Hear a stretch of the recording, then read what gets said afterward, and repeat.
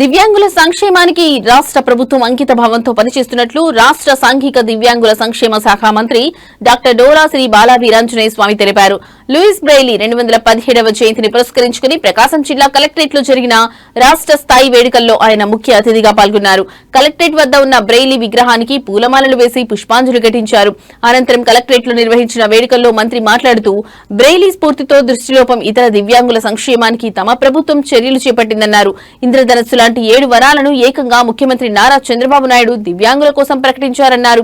RTC బస్సులలో దివ్యాంగులకు ఉచిత ప్రయాణ సౌకర్యం, స్థానిక సంస్థలు ఇతర కార్పొరేషన్లలో దివ్యాంగులకు ఆర్థిక సబ్సిడీ అందించడం, త్వరలో బ్యాక్లాగ్ పోస్టులు భర్తీ చేస్తామని తెలిపారు.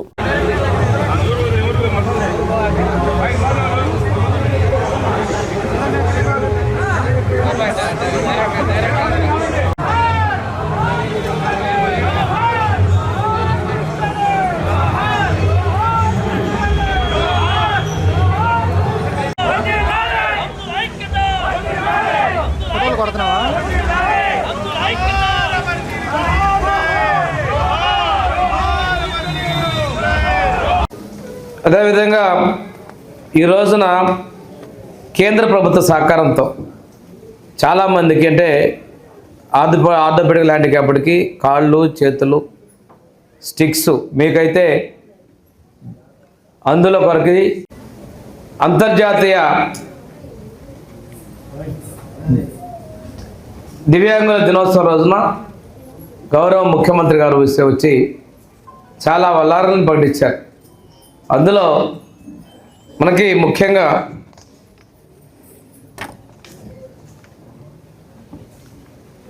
ఆర్టీసీ బస్సుల్లో దివ్యాంగులకి సహాయకులకి ఉచితంగా ప్రయాణం కల్పించేయడానికి ప్రభుత్వం ఉంది.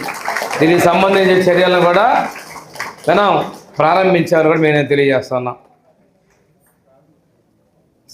ఇంతకుముందు ఉన్నటువంటి సబ్సిడీ లోన్ల పథకాన్ని కూడా పునరుద్ధరిస్తామని చెప్పేసి ముఖ్యమంత్రి గారు చెప్పడం జరిగింది.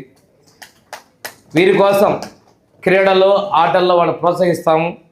అదేవిధంగా మల్టీ టిట్కో ఇళ్ళ లాంటి దానిలో గ్రౌండ్ ఫ్లోర్లో రోడ్డు దారి పక్కనే వాళ్ళకి ఇల్లు ఉండే విధంగా కేటాయించేందుకు విధంగా చర్యలకి ప్రభుత్వం తీసుకుందని కూడా తెలియజేస్తూ, వినికిడి లోపం ఉన్న వారి కోసం బాపట్లలో డిగ్రీ కాలేజీని ఏర్పాటు చేస్తున్నామని చెప్పేసి కూడా మీకు తెలియజేస్తున్నాం.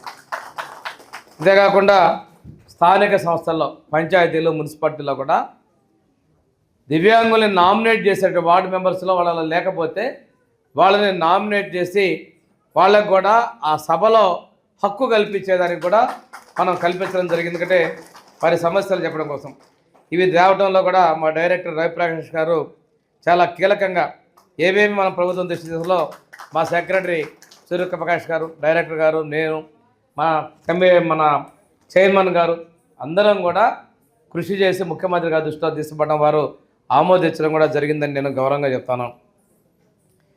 ఈరోజు ఒకసారి తీసుకుంటే ఎప్పటి నుంచి అయిందా చెప్తున్న బ్యాక్లాగ్ పోస్టుల భర్తీకి ముఖ్యమంత్రి గారు ఆమోదం చెప్పారు. ఆ రోజు అది కూడా ప్రకటించారు అదే వేదిక నుండి. బ్యాక్లాగ్ పోస్టుల భర్తీ కోసం ఇప్పుడు డిఆర్ఓ గారు చెప్పినట్లుగా ఇవన్నీ కూడా ఎక్కడెక్కడ ఏ రిజర్వేషను ఎంత రావాలి అంటే విజువల్ ఉంది, అదేవిధంగా హీరింగ్ ప్రాబ్లం ఉంది, ఆర్థోపెడికల్ ఉంది, వీటన్నిటికీ ఎక్కడెక్కడ రోస్టర్ ఇవ్వాలో సక్రమంగా ఎవరికి ఎలాంటి ఇబ్బంది జరగకుండా చేయాలనేది ముఖ్యమంత్రి గారి ఆదేశం.